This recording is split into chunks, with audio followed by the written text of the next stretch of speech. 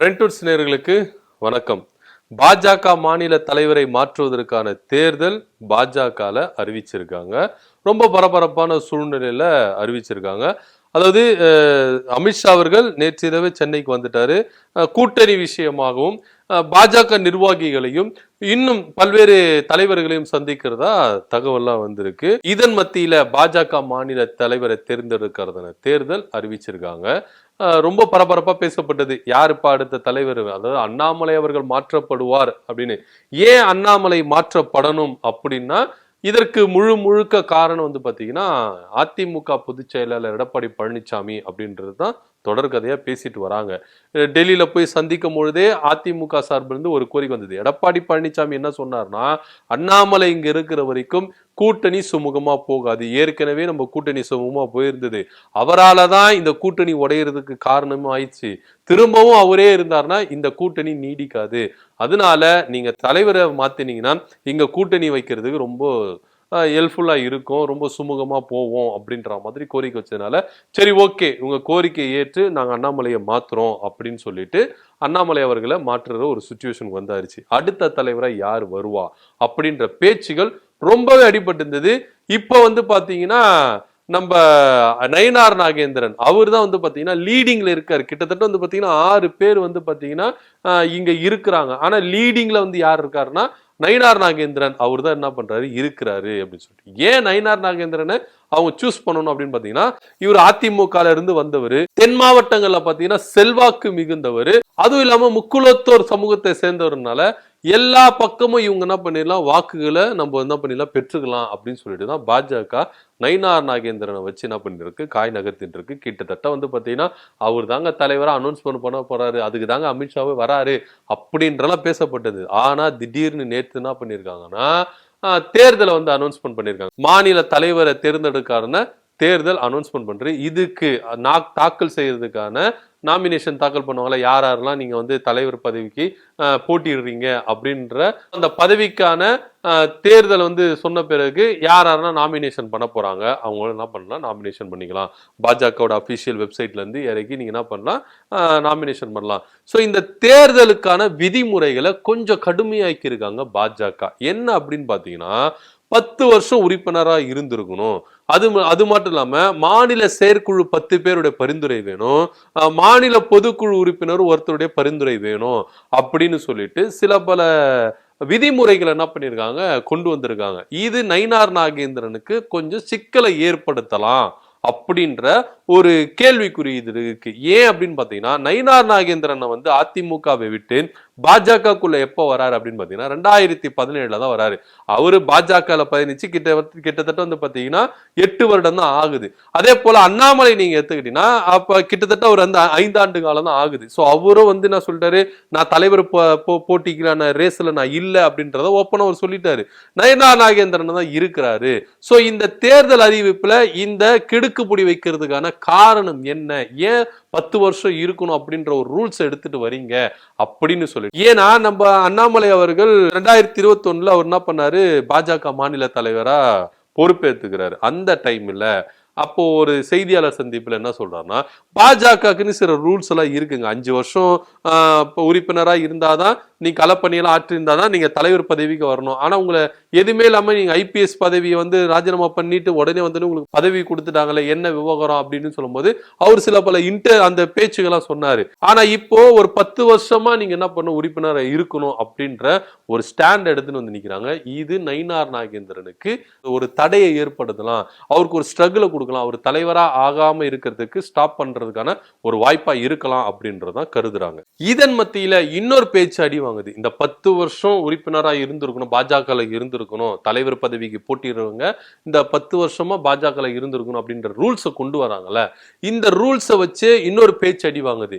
சரி ஓகே, நயினார் நாகேந்திரன் 8 வருஷம் தான் இருக்கிறாரு, அவருக்கு இந்த பதவி கொடுக்கப்படணும், அடுத்தபடியா யாருக்கு போகும் அப்படின்னு பாத்தீங்கன்னா புளியங்குடியை சேர்ந்த ஆனந்த் ஐயாச்சாமி அவர் வந்து ஆல்ரெடி பாத்தீங்கன்னா மாவட்ட செயலாளரா இருக்கிறாரு. அதே போல அவர் வந்து தொழிலதிபர். சோ அவருக்கான வாய்ப்புகள் இருக்கு அப்படின்னு சொல்றாங்க. இன்னொரு விஷயம் பாத்தீங்கன்னா தேவேந்திர குல வேளாளர் சமூகத்தை சேர்ந்ததுனால அவருக்கு அந்த அளவுக்கு வந்து என்ன சொல்றது வாய்ப்புகள் கம்மியா இருக்குது அப்படின்ற ஒரு கருத்தும் இங்க பாஜக நிலவுது. சோ புளியங்குடி ஆனந்த் ஐயாச்சாமி அவர் வர்றதுக்கான வாய்ப்பு கம்மியா இருக்கு. என்னதான் இருந்தாலும் நயினார் நாகேந்திரன் அவர் தான் வரத்துக்கு அதிகமான வாய்ப்புகள் இருக்கு. ஏன் அப்படின்னு பாத்தீங்கன்னா இது அந்த ரூல்ஸ் கொண்டு வந்தாங்கல்ல, நயினார் நாகேந்திரனை வந்து தலைவர் பதவிக்கு வரக்கூடாது அப்படின்றதுக்காகவே அண்ணாமலையோட தலையீடு இதுல இருக்குமோ அப்படின்ற ஒரு சந்தேகமும் எழும்புது. ஏன் அப்படின்னு பாத்தீங்கன்னா ஆல்ரெடி வந்து பாத்தீங்கன்னா அண்ணாமலைக்கும் நயினார் நாகேந்திரனுக்கும் ஒத்து போகிறதே இல்லை. ஏன்னா அவர் அதிமுகல இருந்து வந்தாரு. தென்மான் மாவட்டங்கள்ல வந்து பாத்தீங்கன்னா செல்வாக்கு மிகுந்தவரா இருந்தாரு. எம்பி எலெக்ஷன்ல கூட வந்து பாத்தீங்கன்னா 4 கோடி விவகாரத்தை மாட்டி கொடுத்தது அண்ணாமலை அவர்கள் தான் அப்படின்ற ஒரு கருத்தும் இருக்கு. ஏன்னா அவரு எம்பியா ஜெயிச்சுட்டு வந்துட்டாருன்னா நம்மளுடைய மவுசு கம்மியாயிரும் பாஜகவுல. அதனால நான் தோத்தனா அவரும் தோக்கணும், நான் ஜெயிச்சாதான் அவரு ஜெயிக்கணும் அப்படின்றதுலாம் இல்ல, நான் ஜெயிச்சாலும் அவரு தோக்கணும், நான் தோத்தாலும் தோக்கணும் அப்படின்ற ஒரு நிலைப்பாட்டுல தான் அண்ணாமலை இருந்ததாகவும் அந்த 4 கோடி விவகாரத்தையும் அண்ணாமலை அவர்கள் தான் மாட்டி விட்டாரு அப்படின்னு சொல்ற கருத்தும் அப்ப அந்த டைம்ல வந்து உலாவு வந்துதான் இருந்தது. சோ ஆக மொத்தம் வந்து பாத்தீங்கன்னா நயினாருக்கும் நம்ம அண்ணாமலைக்கும் ஒரு எப்படி சொல்றது எட்டா பொருத்தமா தான் இருந்தது. சோ இந்த விவகாரத்துல அடுத்த ஒரு தலைவர் பதவிக்கு வந்துட்டாருன்னா நம்மள ஓரம் கட்டிடுவாங்களோ. ஏன்னா அண்ணாமலை அவர்கள் தலைவரா வரும்போது எத்தனை பேரை ஓரம் கட்டினாரு, எத்தனை சீனியர்களை ஓரம் கட்டினாருன்ற விவகாரத்தெல்லாம் நம்ம வந்து பார்த்துட்டு தான் வந்தோம். அடுத்ததா நயினார் நாகேந்திரன் வந்துட்டாருன்னா நம்மள ஓரம் கட்டிடுவாங்க அப்படின்னு சொல்லிட்டு தான் தன்னுடைய ஆதரவாளர்களை யாருன்னா ஒருத்தர் வந்து தலைவர் பதவிக்கு வரணும் அப்படின்றதுனால தான் யாரையும் நான் கை காட்ட மாட்டேன் அப்படின்னு அண்ணாமலை அவர்கள் செய்தியாளர் சந்திப்புல சொல்லிட்டாரு. ஆனா இருந்தாலும் மறைமுகமா இந்த 10 வருஷமா இருக்கணும் அப்படின்ற ரூல்ஸை கொண்டு வந்து புளியங்குடியை சேர்ந்த ஆனந்த் ஐயாச்சாமியை அண்ணாமலை அவர்கள் கை காட்டுகிறாரோ அப்படின்ற ஒரு சந்தேகம் கட்சிக்குள்ள பரவலாக பேசப்பட்டிருக்கு. இந்த ரூல்ஸ் கொண்டு வந்ததுக்கு முழுக்க முழுக்க காரணம் அண்ணாமலை அவர்கள் தான் அப்படின்ற ஒரு குற்றச்சாட்டையும் பாஜகவினர் என்ன பண்றாங்க கருத்து வச்சுட்டு இருக்காங்க. எதுவா இருந்தாலும் நீங்க என்ன மாதிரி ரூல்ஸ் கொண்டு வந்தாலும் இதை பாஜக என்ன பண்ண மேலிடம் ஏத்துக்காது.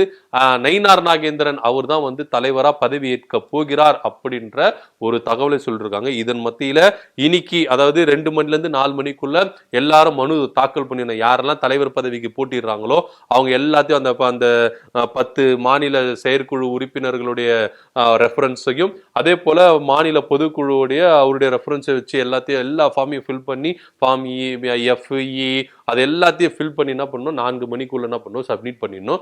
12ஆம் தேதி வானகரத்தில் உள்ள ஒரு தனியார் மண்டபத்தில் என்ன பண்ண போறாங்க தேர்தல் வைக்க போறாங்க. அந்த தேர்தலை வச்சு அன்னைக்கே என்ன பண்ண போறாங்க அனௌன்ஸ் பண்ண போறாங்க அப்படின்றது தான் செய்திகள் இப்போ உறுதியாயிருக்கு. சோ இந்த பதவியில எத்தனை போட்டியாளர்கள் இருக்கிறாங்க, நம்ம பொன்னார் இருக்காரு, எல்முருகன் இருக்காரு, வானதி சீனிவாசன் இருக்காங்க, தமிழிசை சவுந்தரராஜன் இருக்காங்க, நயினார் அண்ணன் இருக்காரு, இப்போ புதுசா புளியங்குடியை சேர்ந்த ஆனந்த் ஐயாச்சாமி இவங்க எல்லாமே இருக்கிறாங்க. ஆனா ஃபைனலிஸ்டா 99% வந்து பாத்தீங்கன்னா நம்ம நயினார் அவருக்கு தான் வந்து அதிக வாய்ப்புகள் இருக்கு அப்படின்ற ஒரு கருத்தையும் முன் வச்சிருக்காங்க. பொறுத்திருந்து பார்க்கலாம் இன்னும் என்னென்ன மாதிரி தகவல் வருது. ஏன்னா நம்ம அமித்ஷா அவர்கள் அவர் வந்திருக்காரு. இதன் மத்தியில் அமித்ஷா அண்ணாமலையான சந்திக்க போகிறா ஒரு செய்தி வந்திருக்கு. குருமூர்த்தி ஆடிட்டர் குருமூர்த்தியும் சந்திக்கிறதா ஒரு செய்தி இருக்கு. ஆனா அதுக்கு முன்னாடியே வந்து பாத்தீங்கன்னா குருமூர்த்தி அண்ணாமலை அவர்கள் சந்திச்சிருக்காரு. ஏன்னா குருமூர்த்தி என்னென்ன விஷயங்களை சொல்ல போறாரு அப்படின்றத முன்னறிந்துட்டு அண்ணாமலை அவர்கள் குருமூர்த்தியை போய் சந்திச்சு சில பல ஆலோசனைகளை மேற்கொண்டதாகவும் வைக்கப்பட்டிருக்கு. குறிப்பா வந்து நயினார் அவர்களை வந்து கொண்டு வரக்கூடாது அப்படின்ற ஒரு கருத்தையும் அண்ணாமலை அவர்கள் வைத்ததாகவும் பரவலா பேசப்பட்டு வருது. என்ன நடக்க போகுது பாஜகக்குள்ள அப்படின்ற ஒரு எதிர்பார்ப்பு தான் அதிகமா இருக்கு. இதன் மத்தியில அதிமுகவை ஸ்பெசிபிக்கா வந்து என்ன பண்ண போறாரு அமித்ஷா அவர்கள் சந்திக்க போறாரு. கூட்டணி உறுதியாகிடும், இந்த சந்திப்பு மூலியமாவே கூட்டணி உறுதியாகிட்டு அனௌன்ஸ்மெண்ட் வரோம் அப்படின்ற ஒரு தகவலும் எதிர்பார்க்கப்படுது. அதுக்காக அதுக்காகத்தான் இங்க வந்திருக்கிறாரு அப்படின்ற ஒரு தகவலும் சொல்லப்படுது, பேசப்படுது. பாஜக கிட்டத்தட்ட வந்து 39 பேர் என்ன பண்ண போறாரு, பாஜக உறுப்பினர்கள் அமித்ஷா அவர்கள் சந்திக்க போறதாகவும் தகவல் வந்திருக்குது. இது எல்லாமே வந்து பாத்தீங்கன்னா இங்க பாஜக தலைவரை தேர்ந்தெடுக்கிறதுக்கான அடிக்கல் அப்படின்ற மாதிரி தான் பேசப்பட்டிருக்கு. எத்தனை போட்டியாளர்கள் இருந்தாலும், எத்தனை ரூல்ஸ் அண்ணாமலை போன்றவர்களை கொண்டு வந்தாலும் நயினார் அவர்கள் தான் தலைவர் அப்படின்றதுல நிறைய பேர் என்ன பண்ணிட்டாங்க, ஊர்ஜிதமாயிருச்சு.